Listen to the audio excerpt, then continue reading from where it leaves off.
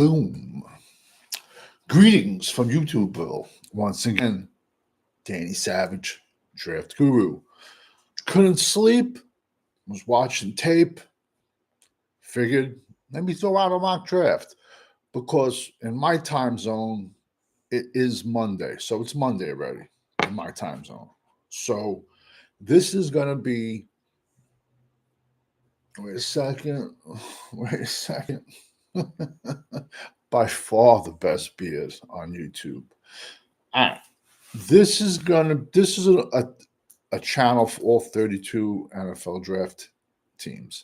I've done 4 mock drafts from all 32 teams.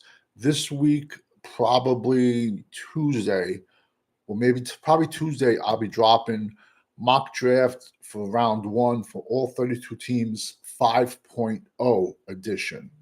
This is a Dallas mock draft 64.0 because I've done 63 already mock drafts for Dallas that I have publicized. Cowboy Blogs in the house. Boom. What's up? Thank you for jumping in the chat, man. And you can find those mock drafts on my Twitter channel, Danny Savage Draft Guru, and you could also find them on this channel. But so far, like I said, can't sleep. It's technically a Monday. So this is Dallas mock draft 64.0. Listen, don't hate me. It's January the 20th at 0026 hours. We're having fun. I'm probably going to drop another 150 of these before we get to the draft. I am at 590 draft prospects overall, and I'll probably be jumping out I want to get maybe close to 40 out this week because I want to start breaking things down, but we're not going to get full breakdowns until the combine is over. All right. We're picking 12 with the first pick. Do not hate me. This pick was strictly BPA, best player available. And his name happens to be Tyler Warren, tight end, Penn State. 6'6", 260, and he runs like he's about 225, 230. He's a monster in the blocking game. He has played quarterback. He's played running back. He's a tight end. Like I said, when you get him down on the goal line, they put him in a quarterback for sneaks. This past season, he had 104 receptions, almost 1,300 yards, and 8 touchdowns. That was this past fall. Last year, in 2023, I spotted him in 2023 when I was scouting Theo Johnson, Penn State's other tight end that went in round 3 to the Giants. So this kid stood out to me last year. His 2023 stats, not even starting in 2023, he had 422 yards and 7 touchdowns. I like to comp people. I mean, legit, he's my tight end 1. Unless this kid shows up like with medical problems with the combine, he's my tight end 1. I like to comp to like players of old that I've seen. He reminds me of the way Jeremy Shockey played. He played for the Giants, University of Miami, the U. He reminds me of Jeremy Shockey and a little bit of Gronkowski, but I think he's more athletic than Gronk. He's like more smoother and fluid running the ball, where Gronk was a beast, don't get me wrong, but when you had him out in the open, he just looked kind of goofy running, like just awkward, and that's not a bad thing. Listen, Gronk's a Hall of Fame tight end. It is what it is. Okay, pick 2, 44 in round 2. It's Minnesota left tackle Arante Isere, 6'6", 330, 3-year starter. He started in 22, 23, and 24 at left tackle for the University of Minnesota. Listen, man, I gave you Minnesota Guards. Yeah, everyone I've given you them already starting in May, but we're having fun because we can do mock drafts and I can talk about people and drop knowledge at the same time. Good evening. If Tyler Warren goes to 12, would he be the best play available? That's hard to say because I don't know what the board looks like. We don't know who has been, and thank you for jumping in the chat. I don't know who has draft. I don't know who's been drafted already. So it's hard to say if he's BPA or not because I don't know. Truly, I do think one good stud will drop to number 12, but the board could get washed, and BPA could be a tight end. BPA could be a safety. BPA could be a linebacker at that position. Could be Jihad Campbell out of Alabama. As he's getting no love, but he's starting to at 6'4", 250. But at pick 2, pick second round, pick 44, like I said, Arante Isare, left tackle, Minnesota. Now we're going to pick round 3. I don't know if you're noticing anything. We're doing trenches. We're doing trench warfare. Our trenches are horrendous. On the offensive side of the ball, our offensive line is atrocious. And like not to like play games, do we really even have a defensive line? No. Next kid at pick 76 from Oregon, Derek Harmon, 6'5", 310, Michigan State transfer. Last year, everybody fled out of Michigan State. They also had a great defensive tackle who I've given you before. Simon Barrow. He went to the U. He's going to get drafted high too. I'm big on Simon Barrow. This kid, Derek Harmon, 6'5", 310, Michigan State transfer. He mostly played 3-tech at Oregon, but in my opinion, he's like 2 Thanksgiving meals away from playing 1-tech. But he's a 3-tech. He had 45 tackles and 5 sacks this past season. So he has the size, he has the length that NFL teams covert, and he has the production. Ashton Gentry. Here, this is my opinion, Mike, on Ashton Gentry. Is Ashton Gentry a good running back? Yes. Besides Oregon, he played up against St. Mary's School of the Blind. Is Ashton Gentry on the small side? Yes. Do I like him? Yes. Now, everyone says, well, he had a good game against Oregon, and 100% he did. Oregon didn't have the greatest defense, but also having one good game versus a top 10 team versus having 10 good games versus much, much crazy heavier competition is a big difference. And the thing I just don't like about Gentry is by far running back is the deepest position in this draft by far. So if we drafted Gentry, and it's a good possibility that Jerry might, because Gentry's going to sell 1 million jerseys. Our problem then is he's going to be tackled in the backfield. We got $250 million quarterback with no left tackle, because in my opinion, Tyler Guyton is going to get moved back to right tackle, and I think Steele's going to get cut. I think Steele's going to get cut. 10 sacks with an $82 million contract? No. And this is the year we can get out of his contract. So that's how I feel about Austin Gentry. I think he's a good back, but he's perfect for like a team.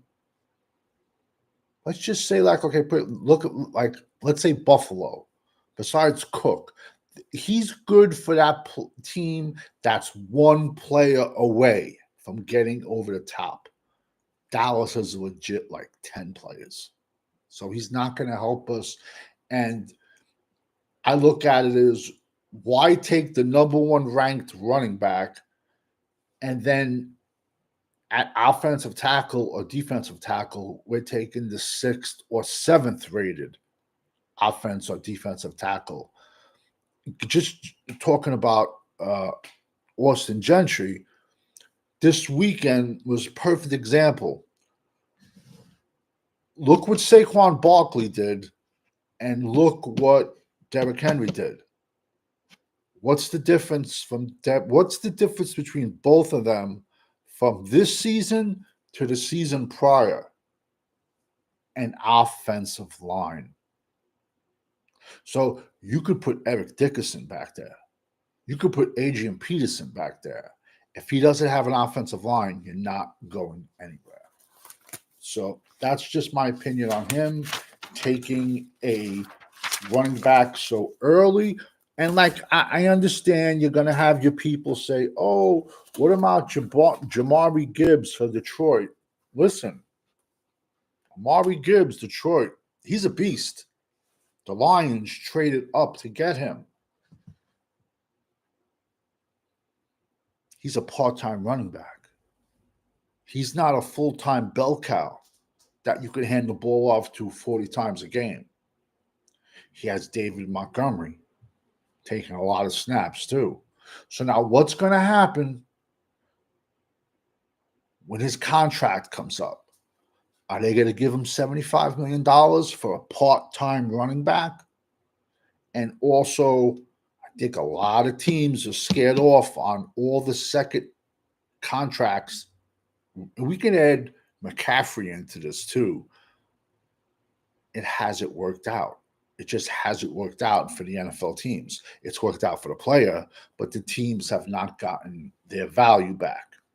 So that's why every year you should be drafting a running back. Next kid is Johnny Cornelius, offensive tackle again, Oregon. He's a Rhode Island transfer who was all conference. So this guy has a lot of snaps under him. This kid is 6'5", 315, and he played for Oregon, right tackle. So he's a right tackle, and Arante Isare is a left tackle. This kid came out of Rhode Island. He started at Rhode Island and was all conference 2021, 2022. He transferred. He caught scouts' attention, has the size, he has long arms. This kid is not getting a lot of love. I'm telling you, he blows up at the combine, he is going to get love. But like I said, he transferred to Oregon and he took over the right tackle job 23, 24. So think about it, man. How do you feel? You're sitting at Oregon and you're a 4-star, 5-star, and the 3-star, the 2-star, who's probably a 1-star, comes in from Rhode Island and he just beats you out because he's a better player than you and he's more hungry than you. Do you think Cornelius would beat Guyton out for the right tackle spot? That is a very good question. I can't say that until I see Tyler Guyton play right tackle on the NFL level. But no matter what, we have no depth this year. Besides our offensive line being atrocious, we have no depth. But that's a great question, though. But if he beats out Tyler Guyton in Tyler Guyton's second year for right tackle, that would be a colossal disappointment. It truly would. It truly is. Also, if Guyton experiment works at right tackle, you can do an experiment, not an experiment, you can throw this kid into right guard for a year. And now you have a nice size right side of the line. Because let's be honest, we really don't know what we have at left tackle. We don't know what we have at guard, right guard. And we honestly don't know what Dallas is going to do with Terrence Steele. But that was a great question. Next pick. Now we come to round 5 because we have 4 picks in round 5. This kid is getting no love, and I gave you him a couple months ago. He's at pick 170. He's a safety out of Wisconsin, Hunter Waller. This kid doesn't care about CTE. Does not. He's 6'2", 220. And if Zimmer, like I said, it is extremely hard to do a mock draft when you have no coaches in place. Is Zimmer going to stay? Is he not going to stay? But we all know Zimmer likes his big physical safeties. The kid is 6'2", 220, coming off of 71 tackles, and he's not no slouch in the run department. Has 6 pass defenses. This kid is getting no love, but one of the reasons is also it is a sick safety class. If you need a safety, this draft is one to get it. I apologize. Now, pick 172. It's ironic. The next 2 picks are going to be combined, kind of. Pick 162, we have Jaquinda Jackson, running back, Arkansas. 6'2", 240. Was a little nicked up this year. Still had 800 yards and 15 touchdowns. I want to come out of this draft with a speedster and a bruiser. 6'2", 240. He's the hammer, not the nail. We're having fun. It's in January. There's a legit 30 running backs out there that I like. Next kid is ironic. He used to play for Arkansas, but now he finished out at South Carolina. Raheem Sanders. They called him. He finished this year at South Carolina, but he started his career at Arkansas, and everyone called him Darren McFadden 2.0.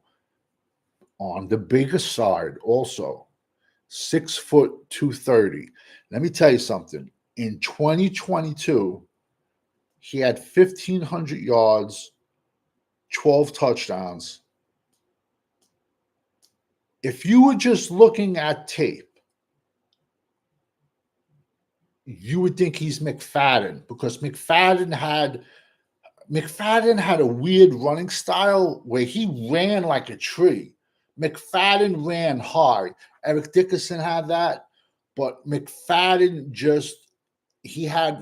when he would run, he ran like in an upright position, like a tree, So this kid transfers. Now he's in South Carolina. 880 yards, 11 TDs. This kid, what's going to make or break him is the combine medicals. When they check out his knee, then you got to have your doctor check out his knee. But if his knee is legit, somebody is going to get a steal. If a doctor looks at his knee and says it looks like spaghetti inside there, it's possible he might not even get drafted, and then he's an undrafted free agent. And if he's an undrafted free agent because of the knee, I'll bet money Jimmy gives him a shot because he's an Arkansas alum, and the kid has skills for days. It's just all going to come out to what do the doctors say at the combine. But I guarantee you Dallas brings him in for a 30 visit because me personally, I don't know what teams pay off the doctors to say this guy's good, that guy's bad. I want my own doctors looking over people. But if this kid's knee is okay, he is a straight up steal. Like I said, man, there's crazy running backs in this draft. It's it's nuts. It really is. Next kid, pick 188. We've spoken about this, man. We don't even have a D line. We don't. I've given you one defensive tackle, and I'm doubling up again. Howard Cross the third. He's a Jersey kid. His father played for the New York Giants, got a Super Bowl ring with a tight end. He's listed at 6'1", 300. I think he's a little bit shorter than 6'1". He comes off a year with 26 tackles and 4 sacks. Let's see. Do you think Cornelius would be kind of what for that? I remember seeing Sanders a few teams this year. Yeah, I'm telling you, Rocket Sanders, he doesn't hurt his knee. He's a top 5 running back. The kid was listen, you can watch his 2024 South Carolina tape, and then if you really want to be impressed, look at his 2022 Arkansas tape. So a team is either going to get, but you also have to listen to what your doctors tell you. Because, like I said, okay, perfect example. When Dan Marino was coming out of Pitt, there was a bad rumor about him floating around that he liked to, and that just forced him to drop. Now we're talking 35, 40 years ago. Actually, a kid that went to my high school, a man, he's older than me. He's about probably 10 years older than me. He was a fullback at Pitt when Marino was there. So this story came out about Dan Marino right before the draft, and he plummeted in the first round all the way to the Miami Dolphins. And then years later, Miami Dolphins, who no longer work for the team, said, yeah, we started that rumor so Dan Marino can fall to us. So me as just, I'm doing what I'm doing, but if I'm in charge of a team, besides all the records that the combine doctors are doing, I'm having my own doctor look at him, especially if there's a questionable injury, possibly. Getting back to Howard Cross the third, he has the genetics. His dad was a giant tight end for the Giants. Kid is listed at 6'1", 300. I think he's closer to 6 foot. I would like to see him put on about 20, 30 pounds, but he is like a spark plug versus the run. And ironically, you can watch him play tomorrow night in the national title game because it is Notre Dame versus Ohio State. I will be doing a preview of that game because there's probably going to be over 20 to, there's going to be 20 to 25 draft picks playing tomorrow night. So I've given you 2 running backs. I've given you 2 defensive tackles. I've given you 2 offensive tackles. Our last pick of the draft, we're throwing a Hail Mary. Curtis Rourke, quarterback, Indiana, 6'5", 235. And he has a cannon. Just with those traits, this kid is going to get drafted higher than he probably should be.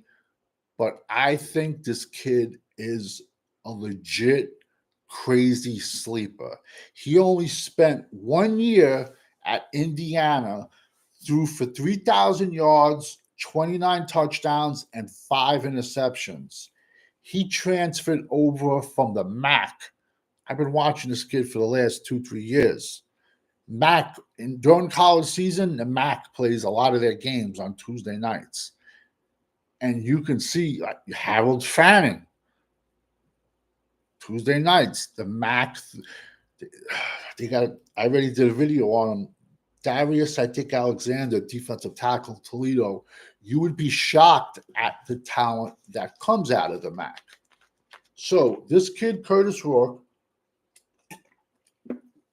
quarterback, Indiana, 6'5", 235, has all the traits for NFL teams, what they like in quarterbacks.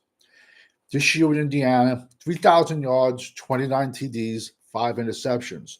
When he was in the MAC at Ohio, he passed for 7,700 yards, 50 touchdowns, that's 5, and then a 0.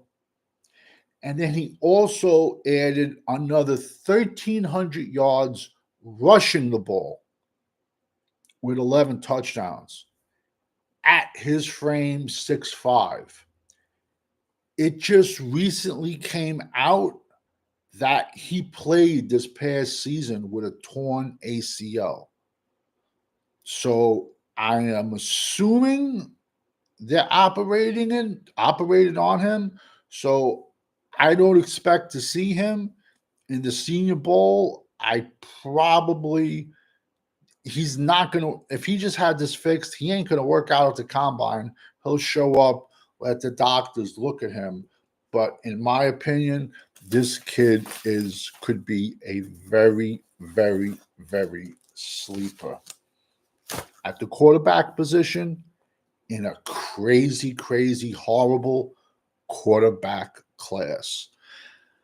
So thank you, everyone, for jumping in the chat. We are at 590. Like I said, everyone here I've given you already. We're just doing Dallas mock draft 64.0 because I was watching tape, couldn't sleep, and I was like, yo, let me just get out there, pop one out.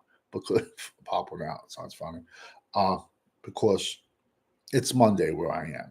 But we got 2 offensive tackles, 2 defensive tackles, 2 running backs, a safety / linebacker. Because let's be honest, Hunter Waller is about, I like to say, 2 Thanksgiving meals away from playing linebacker.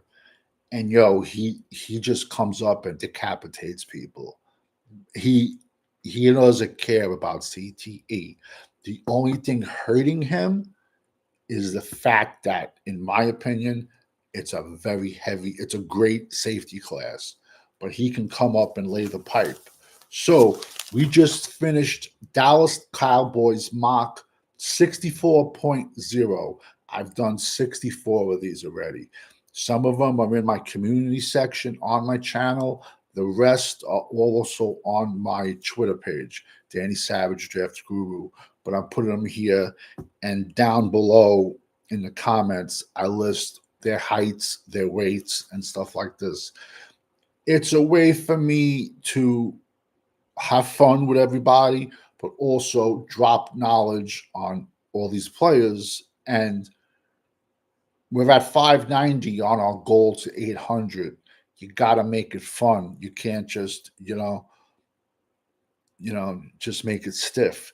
Tomorrow, so I'm at 590. Expect about 40 more prospects this week. Probably Tuesday, we're going to come out with a 32-team, 1-round mock draft. This other kid, Donkey Teeth from Boise State, I want to do a video on him alone. He's a crazy linebacker. That's a joke, man. But I would put him with Hingle McCringleberry on the same team, and they would be crazy. I might do Donkey Teeth. I might do not. I used to have a friend who used to call him Donkey Teeth. Joking around, if anybody wants, that's Key and Peele. When the guys come out and give their colleges and stuff like that. But I did a video the other day on Hingle McCringleberry, 6'1", 190 wide receiver out of Penn State. Like I said, we're having fun. Thank you, everybody, for jumping in the chat late at night, because we all know the draft is a 24/7, 365-day process. It is, especially with the transfer portal, especially with kids applying for the draft, then pulling out. Now that JUCO time doesn't count against your eligibility for the NCAA. You're going to see a lot of older players. Also, I'm going to end it on just the rumor of Dion going to Dallas. I find it a bit ironic that Shiloh, I always get them confused, and Travis Hunter, they all accepted invites to the East-West Shrine Game, not the Senior Bowl. Now, the Senior Bowl is, I believe, February the 2nd, but the Senior Bowl is in Mobile, Alabama. I'm going to ask the chat, see if they know. Does anyone know where the East-West Shrine Game is this year? It's in Dallas, Texas. And there's a lot of talent that committed to the East-West Shrine Game and not the Senior Bowl. So I just find that ironic that Sanders and crew committed to Dallas. I mean, committed to go to the East-West Shrine Game. And ironically, it's in Dallas. Also, too, you have to be careful with these games with one-on-ones. This game, East-West Shrine, and the Senior Bowl. Okay, perfect example. The Senior Bowl is February the 2nd. Let's just say, hypothetically, we have an Ohio State kid doing reps against somebody from, let's say, Minnesota. Let's just say a horrible team. Let's just say, like, I'm just throwing it out there, like Appalachian State. The kid from Appalachian State hasn't played a game in about 6-7 weeks. And he's not going to be playing games for the next month. So he had 2 months to get ready for the Senior Bowl, where if you're coming off one of these teams that made the collegiate playoffs and tomorrow night is the last one, you played probably an extra 4 games and you're banged up. So the way a lot of guys go crazy with one-on-ones, looking at people in the Senior Bowl, I look at it as, okay, I look at it on a case-by-case basis. Okay, the kid from Ohio State finished practicing and playing football a week ago, 2 weeks ago, but yet this other kid had 2 weeks to prepare. Combine, it's a little bit more, combines later on, and you get a little bit more different. Dallas fan 1977, thank you for jumping in the chat. Dion is a good coach, but does he bring a lot of drama to the soap opera? I agree with you 1,000%. And I have videos of me last May saying Dion's going to come to Dallas. And I'm not saying that's right. I'm not saying it's wrong. His sons are done playing. They're saying they're leaving it up to Jerry and Jerry alone to pick this. I'm not saying, I do think Deion Sanders is a good coach. I do. I'm not saying it's a right decision. I'm not saying it's a wrong decision. I know Zimmer's going to stay. I do know Dallas hiring Deion Sanders, that's what's best for business. That's what's going to put the most amount of money in Jerry's pocket. Because look at when Prime went to Colorado.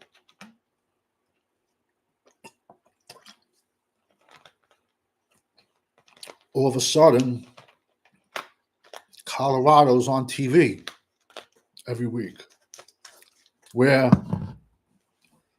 I ain't seen him on TV in 30 years when J.J. Flanagan and Eric Bieniemy were there and Alfred Jones. I'm going back 35 years. They played in the national championship game against Notre Dame. Trying to get a quarterback. Cordell Stewart, I believe. He played for Colorado. So Jerry is the ringmaster of this circus. He would change our culture, though. That's a positive, and yes, I do believe that. And possible, I'd rather have Shador. Listen. I'm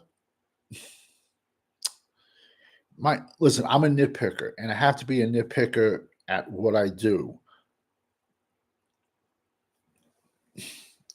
Shador, we've never really seen him play with an A1 offensive line. 2, he has a good arm. He can beat you with his feet if he has to. If I do have a knock on him, I'm gonna say he has a slender build. And he's not going to be running like that in the NFL. Deion Sanders has already come out and said, when it comes to Hunter and his sons, we are going to tell the teams to draft us or not.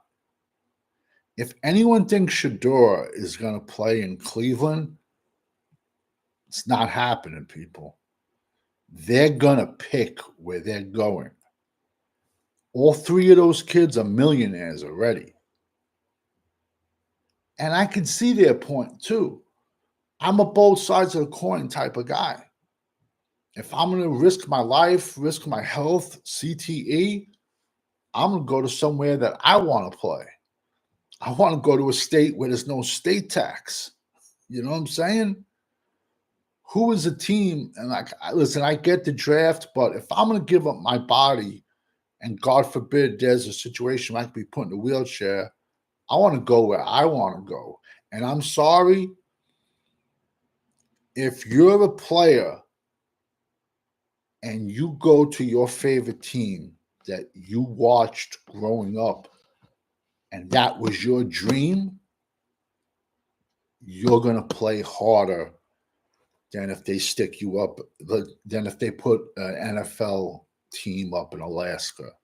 You're going to play a lot harder.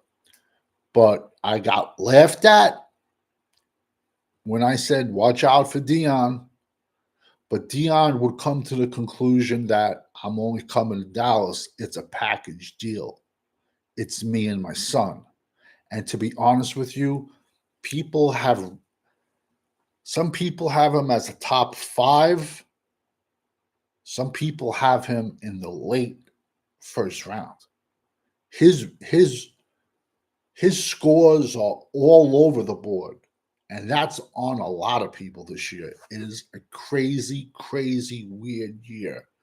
There's a tackle, Anthony Belton from NC State. Some people have him as a 2nd round grade. Other people have him as a 7th round, day 3. The scores, the numbers on these kids are going to be all over the place. There might be a hypothetical situation. Shador might be on the clock at 12. I'll tell you right now, the Giants are not drafting. The Giants ain't taking Cam Ward. The Giants are not taking Shador. Wink, wink.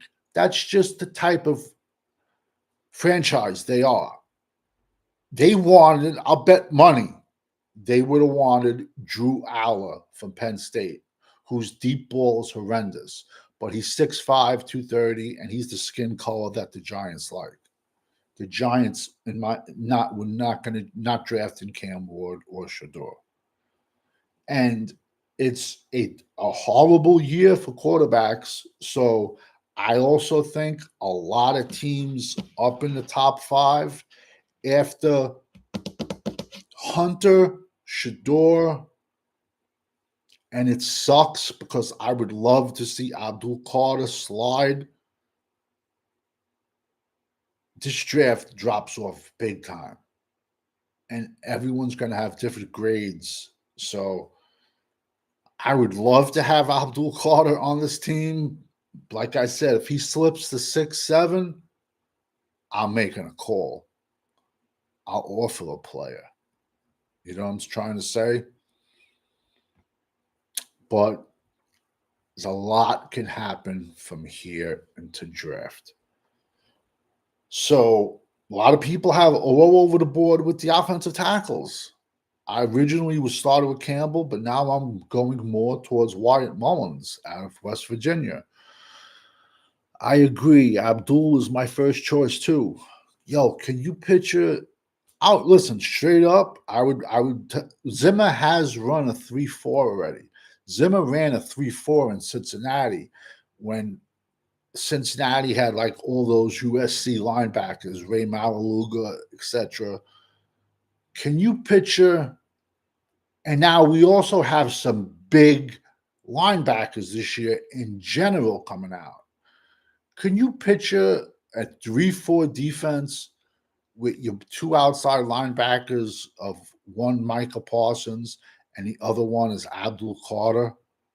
Yo, that's insane. We leave Maxi Pad at O-Tech. I can find you a million zero techs in this draft.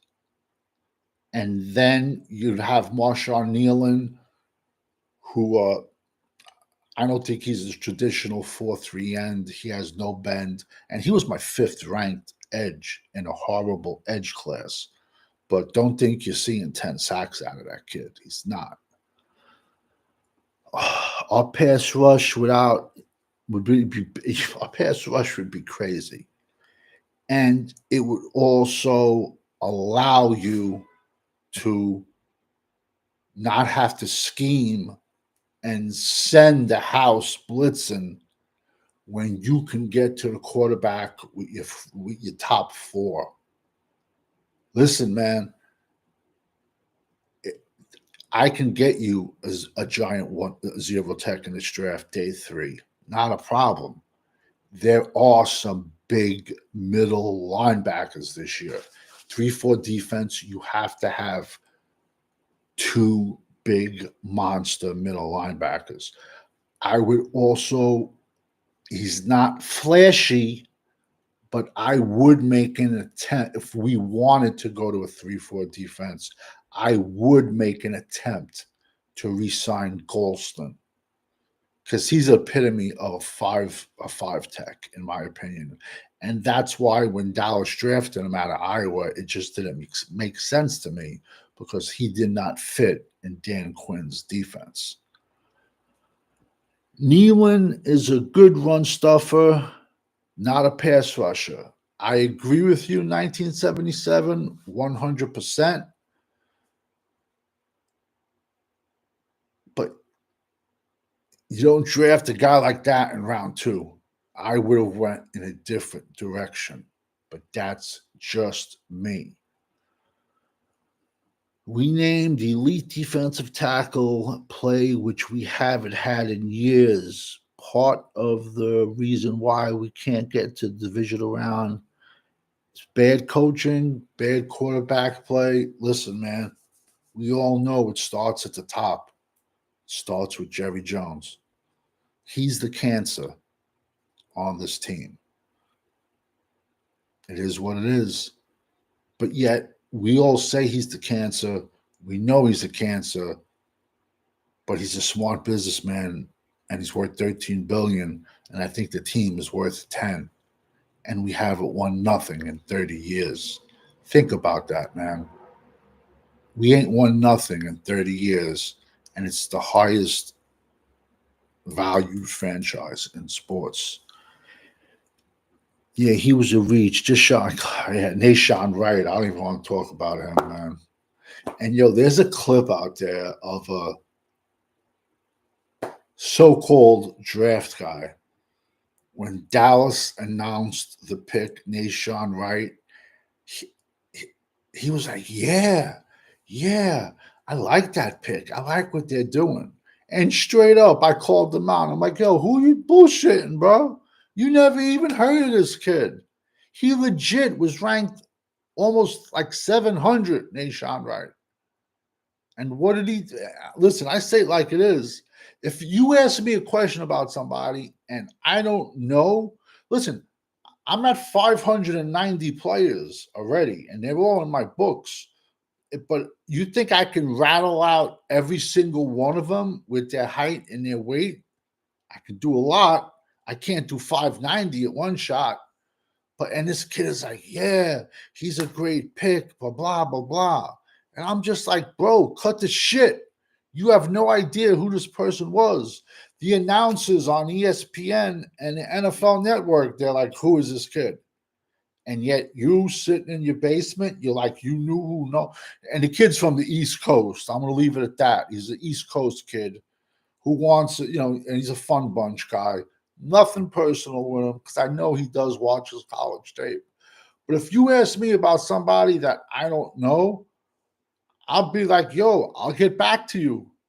I'll watch tape. You know what I'm trying to say? I'm not going to just push it off and be like, yeah, he's great. I watched him since he was Pee-wee. No, bro. I'm just going to be honest with you. What's wrong with that? And if I'm right, I'm right. I'm wrong, I'm wrong. I'm not going to hit on everybody. I've been doing this for 40 years. One of the biggest misses I made, I liked, what was his name? I liked Ryan Leaf better than Peyton Manning. I know for a fact quarterback is my weakness, but my theory back then was, would Peyton Manning be going number one if his last name was not Peyton Manning? And from a body wise and testing wise, Ryan Leaf tested better and had better size and a bigger arm, but turned out to be a bust. And then later on in life, he had substance abuse problems, but he turned his life around, and he goes around talking and stuff like that. But then I think the following year or two, it was the Ricky Williams, Edgerrin James debate. And I said, everyone wanted Ricky Williams. I was like, nope. Edgerrin James, Miami, he's going to be a better running back, quicker, faster, and long, big hands. He could come out of the backfield and catch the ball, Edgerrin James. Where Ricky Williams, you got zero out of Ricky Williams coming out of the backfield, catching the pass. And listen, the NFL screwed him around. So we can give this kid 1,000 pills, but he can't smoke a joint. Bro, the kid used to, you felt sad for him. He had so much anxiety, he would do his interviews with his helmet on. And yet, they made this kid out to be a monster because he smoked weed. He had no problems beating up women. He had no problems being a criminal. He liked to smoke a joint. But ironically, now we live in a society where pretty much it's legal everywhere. So I know I can admit on mistakes I've made. I've made a lot of them with the draft stuff. But I'll tell you right now, I got a hell of a lot more hit rate than I do at a loss rate with the draft. We always take some guy you never heard of. Absolutely. That's Dallas. That's Dallas. I thought Edgerrin James was from LSU. No, he played for Miami. The U.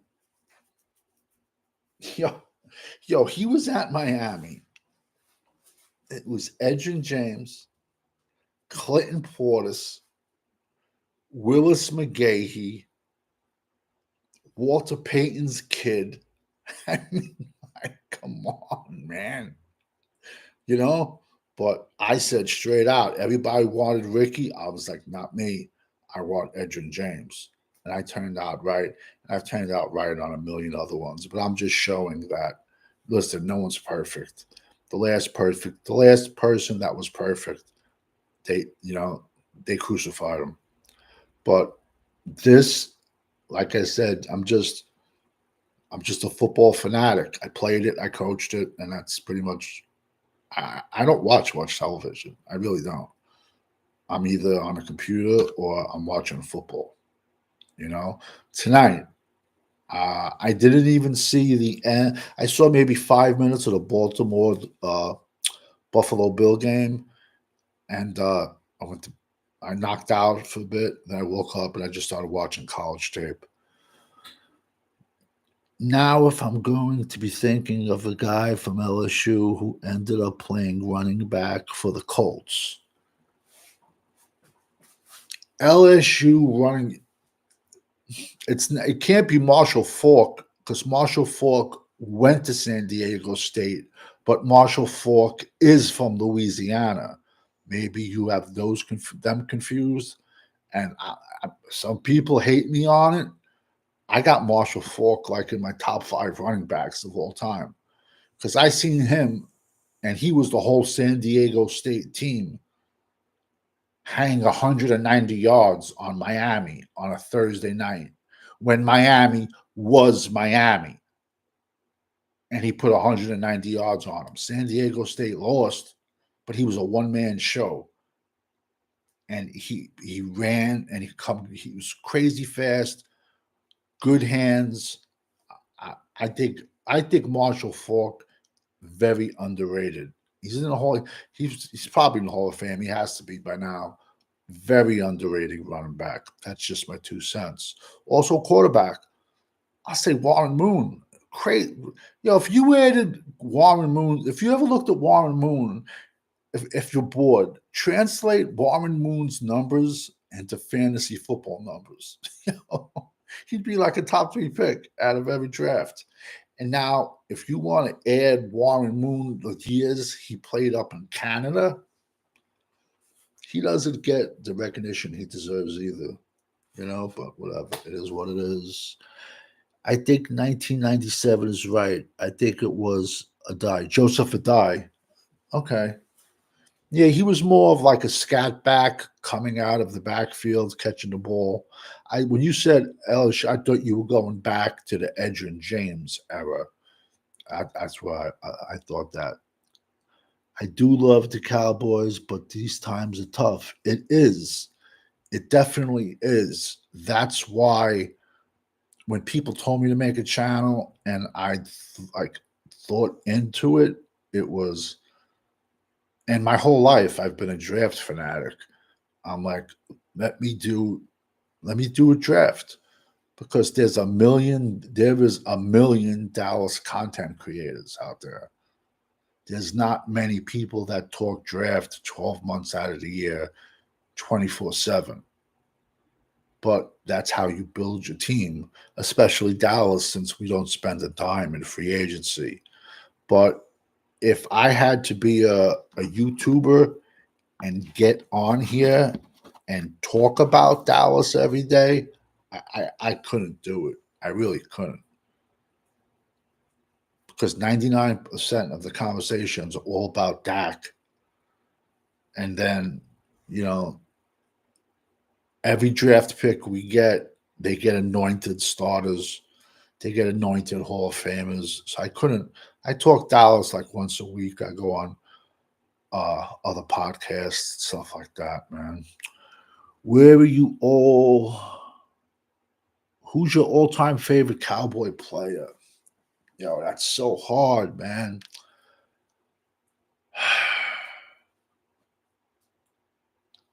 I gotta split it up into offense and defense. as a kid growing up watching Randy White, that's who I emulated. That's who I wanted to be. So as a kid, defensively, it was Randy White because he just who actually was. Now this just shows you how you have to think outside the box. Randy White was a linebacker in college at the University of Maryland. He wasn't working out. Landry switched him to defensive tackle. The rest is history. Offensively, I love Michael Irvin. I love Michael Irvin's heart. Uh, he's a competitive player. His career ended way too early.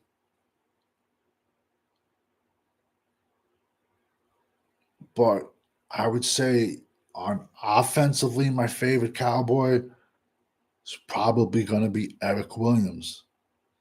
And that's my era. I know, like, a lot of times old cats, like, I know I look 21, joking. I mean, but I'm much, much older. There's a real big disconnect. But, like, I grew up watching Eric Williams. I grew up watching Kevin Gogan, Nate Newton, Stepnoski, 2-A. When I would coach kids, I would say, this is your homework on Saturday because we would have Friday night games. I'd go whatever position you are, watch a college game the next day, and watch the kid at your position so you can learn in a way of learning. And so you're watching football, having fun, and you're also learning. That's what I used to do even as a coach.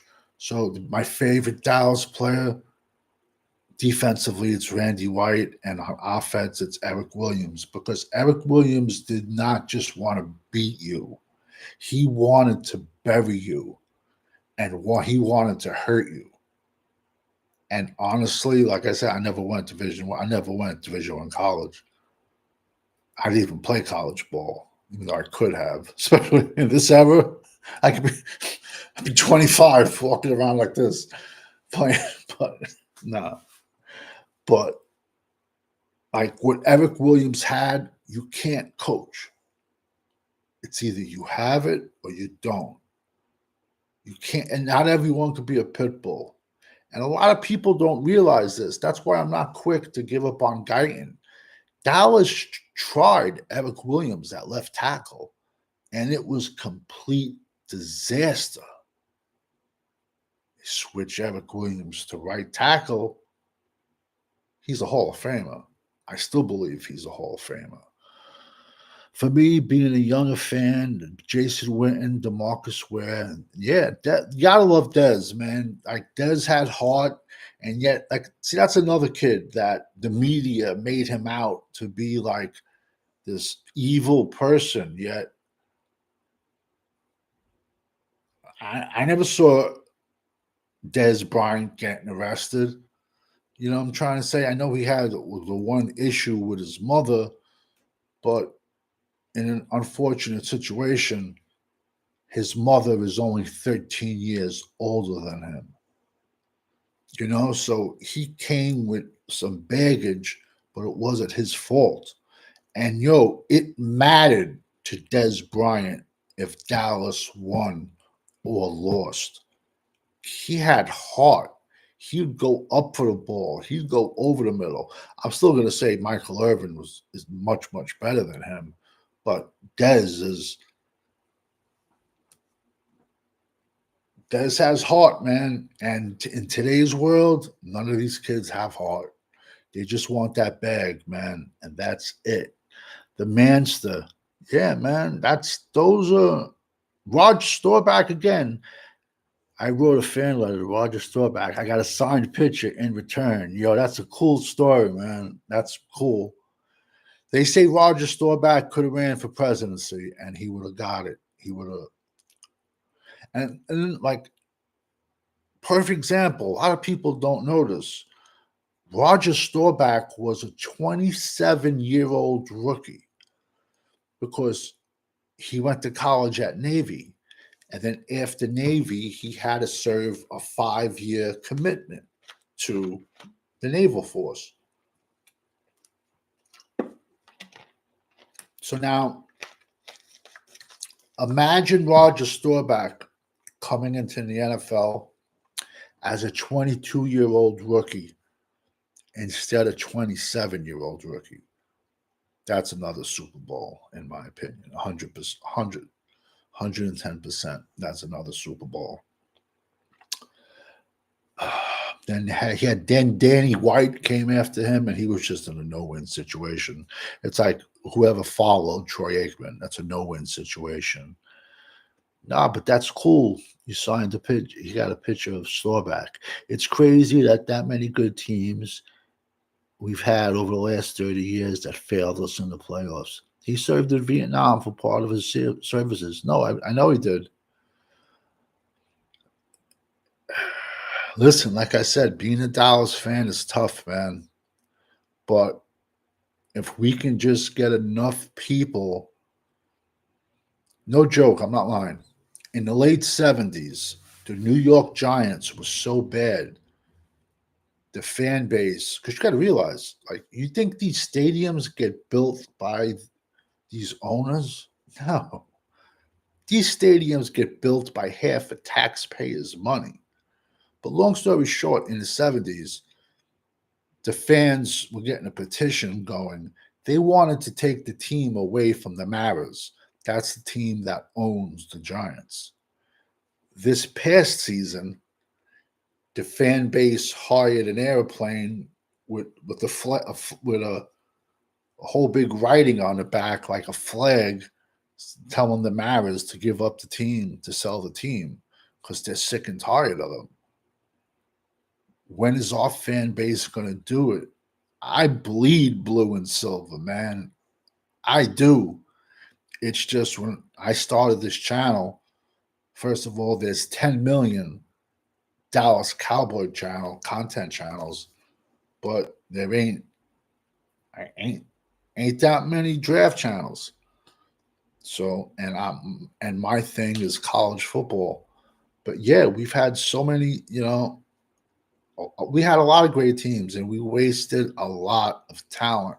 You have to realize we are dealing with a psychopath. What man fires a head coach that just won you 2 Super Bowls in a row?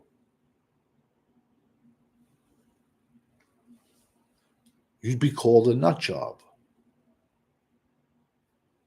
Just because he's a billionaire doesn't mean he's like the smartest person on the earth.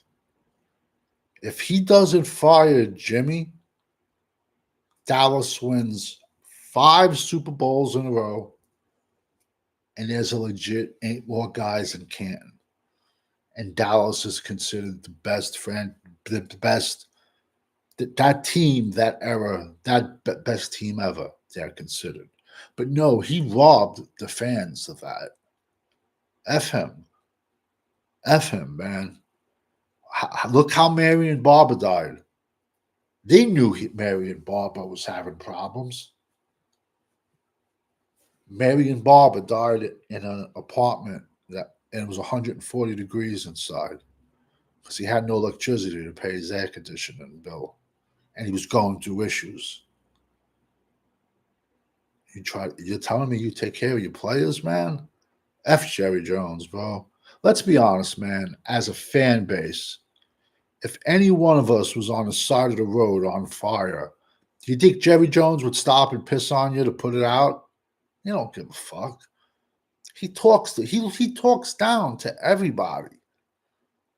He legit, if the NFL allowed it, he would coach the Dallas Cowboys. Legit. Al Davis did that, but then they outlawed it. But do we even think he watches film? Bro, the guy's like 82, bro. He knows what day of the week it is by the flavor of ice cream they give him, man. Come on. Do we really think Jerry Jones is watching football? No. That's why when everyone is saying he's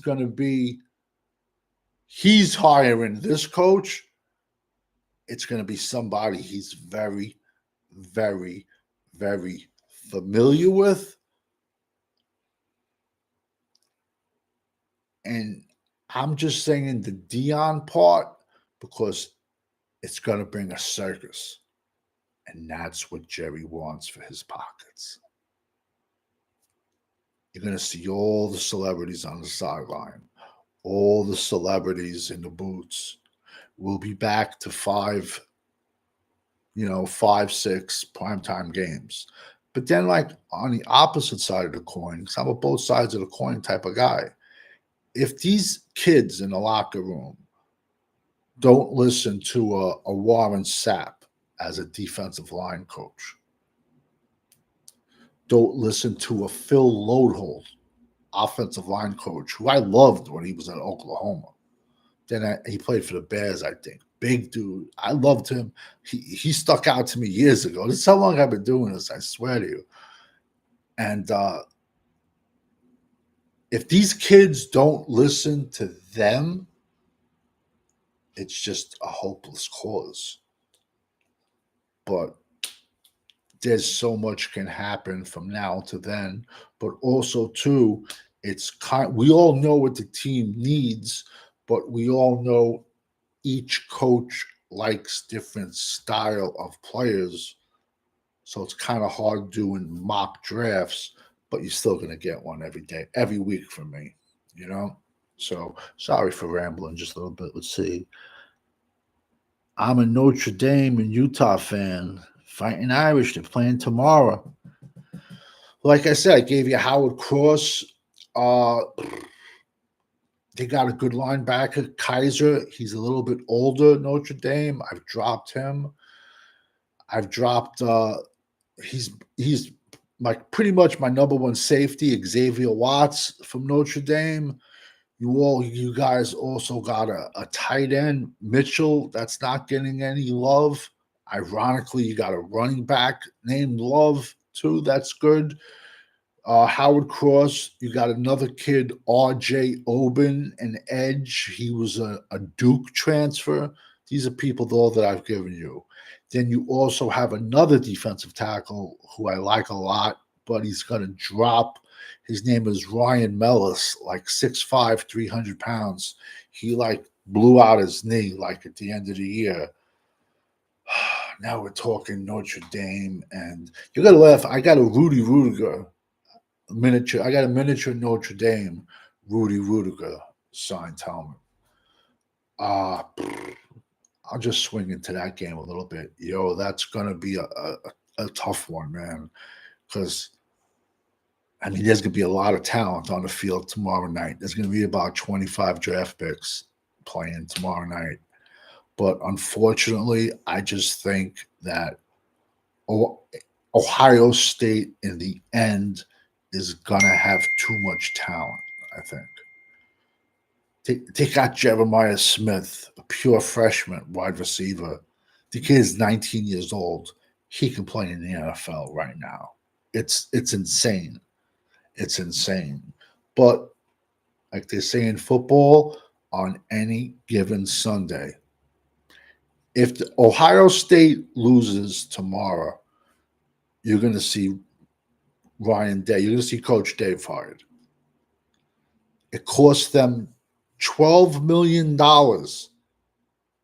Ohio State paid out $12 million in NIL money to create this team they got. They don't win, he's gone. Kept Jason Garrett for 10 years was brutal, man. Brutal. The biggest thing that disappointed me about Jason Garrett was the fact that he played under Jimmy Johnson. So he went to Jimmy Johnson's camps. He went to Jimmy Johnson's OTAs. He saw what Jimmy Johnson's playbook was like. He saw what Jimmy Johnson's practices was like. how the tempo is. Your practices should be so hard that game day is easy. But that's what made me really be disappointed about Jason Garrett. And we wasted a lot of careers, but whatever. The fans care more about the team than the Joneses. And that's it. We just got to stop buying the merch. They're not on TV. I won't watch them. For what reason? It is what it is. And like I said, I'm a draft guy. This is the draft channel. I look forward to the draft. Yeah, we're going to have to deal with Washington and Philly for a long time. Yo, the Giants get a quarterback. Dallas is the worst team in the NFC East. Let that sink into your head. Let that sink into your head. Giants get a QB. We're the worst team in the NFC East. Only way you can hurt Jerry is in the pockets. Let's see. I don't like Roger Goodell. Yeah, Roger Goodell thinks he's God, and he plays with people's careers. I don't like him myself. He makes like $50 million. It's a joke. I'm not a fan of Roger Goodell. I'm in Notre Dame. The Utes got a good linebacker, Landon Barton, coming out. I gave him out already. Also, a running back, I gave him out. Mike or something. Like I said, when you got 600 players and your head is scrambled, and I still got 200 more. You also guys got a good quarterback, but he keeps on getting hurt, Cam Rising. And I think he's going to get another year of eligibility. And he's had like 6 years already from Utah. Also, Utah, I'm not sure if I've given him out yet. You got a pretty legit defensive tackle. Hopefully in the second round. I want Xavier Watts. He's legit. I'm going to be honest with you. I don't know if Xavier Watts gets to us in round 2. I really don't. It is a strong safety class, and who I like might not be what anyone else likes. You know, the number one safety a lot of people have is the kid from South Carolina. Big kid. It's a hard name to pronounce. He's like 6'3". Penn State got 2 monster safeties, Reed and Winston. They're monsters. Iowa got 2 monsters. Oklahoma State even has a good safety. There's a kid. Listen, don't even trust these channels. There's an Oklahoma kid that I did a video on months ago. He's a corner, and they're trying to pass him off at safety. He's very small, though, but he plays a lot bigger. Billy Bowman out of Oklahoma. And all these draft channels are trying to pitch him off as a safety, and he's not a safety. So if you come across Billy Bowman at all from Oklahoma, he's a corner. He's too small to play safety. Agreed. Giants have very good young skill positions, and they have a young defense. They just need an offense. They need about two offensive linemen and a quarterback. And we are the worst team in the NFC East. I got a bad feeling about 2025. I truly do. Demetrius Adams, what's up? What are you doing, bro? How's everything going? We've been talking draft for the last hour. I did Dallas mock draft 64.0. Like I said, before the season starts, I'll be at over 200 mock drafts. I've done over 2,000 myself. I only publish the ones that I like. But we will be over once we get into April, besides sleepers, we'll be doing mock drafts every single day, because it's also a fun way for you guys to hear names and then look up and then, see talent. It makes it fun. Gentry's at 12 is too high, in my opinion. He's a late, early second. Listen, I'm going to be honest with you. this running back class is crazy, crazy. You're going to be getting kids in the 6th, 7th round that'll start. It's a crazy, crazy, crazy running back draft. It's weak on the offensive line. It's weak at quarterback. It's weak at corner. And I've been saying, it's ironic though, all these other guys are saying that now. I've been saying that since May. Since May, I've been saying defensive tackle strong, edge strong, safety strong, running backs off the hook, quarterbacks no. Offensive line, we got spoiled last year with like 7 offensive tackles, 7 offensive linemen going around one. You ain't gonna see that this year. You're not. After like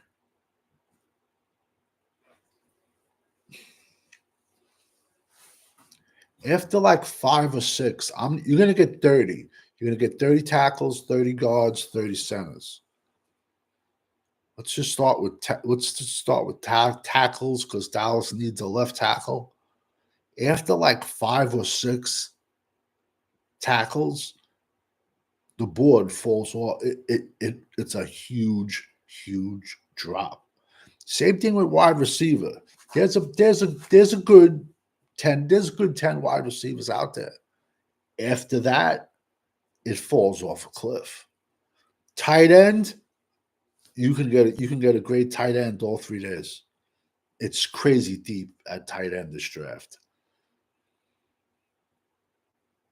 Listen, man, I just report on this and I just rank on what I see. It's like that. You know, last year wide receiver was a crazy deep class. Perfect example, last year, if it would have been a weak class, Amika Ibuka from Ohio State wide receiver, he would have went out last year. But they told him, nah, you're going to be like a 2nd round pick. He's like, screw that. I'll stick it out. I'll stay at Ohio State one more year, get my NIL money and hang out with cheerleaders and sorority girls. And then I'll go into next year's draft. And now he's a first rounder this year, but he would have been a first rounder last April. Demetrius, you got to jump in more often. I know. Who will we draft? See, it's a tough question because what I would draft and what you would draft is 2 different things. And the worst part is who would Jerry draft? In my opinion, we don't have a left tackle. Tyler Guyton's ceiling is right tackle, and that's not a bad thing. We have no left tackle. So in round 1, what good is a running back or a wide receiver if Dak is on his back and can't pass the ball? What good is it? You have to, don't get me wrong, Detroit has made a hell of a lot of improvements. But during that time, Detroit built their offensive line too. So I'm all for skill players, but we have to build the offensive line. And honestly, we really don't even have a defensive line. Who do we have? Osa's a free agent. Golston's a free agent. We got Sam Williams coming off a torn up knee who makes dumb decisions. And we got Micah, who should not be playing edge. He's too small. It is what it is, man. Our defensive line is atrocious. And every game this year, and people wanted to bash Zimmer, but they played hard for like a quarter and a half. But you just saw them got run down. We need a linebacker. Linebacker's a sneaky need. Kid I love, Jihad Campbell out of Alabama. Kid's like 6'4", 250. I would take him in the second. I'd take him in the second round in a heartbeat because I know I can get a monster running back in round 3. Also, I can see Dallas trading back because we don't have a 4th round pick, and getting an extra 3rd would really help. I don't see Dallas staying put at 12. They're always open for business. And I don't think we have the capital to move up. The only person I would move up for is Abdul Carter if he dropped to like 6, 7. I would give a phone call. Worst they can say is no. Listen, man, 11 people in the chat. Total appreciate it. If you guys want more draft content, stuff like this, I'll come on at nights. I can talk college football every night of the week. But tomorrow, I will be dropping 10 more prospects. So tomorrow, we're going to hit 600. Tomorrow or the next day, I'll be coming out with a 32-team mock draft round 1.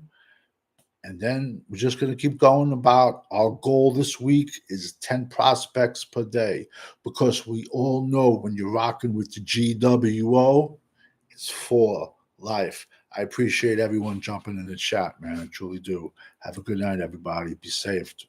I don't know where you're at, but I know the roads are bad. I mean, we got snow by me, so just be safe. Have a good night.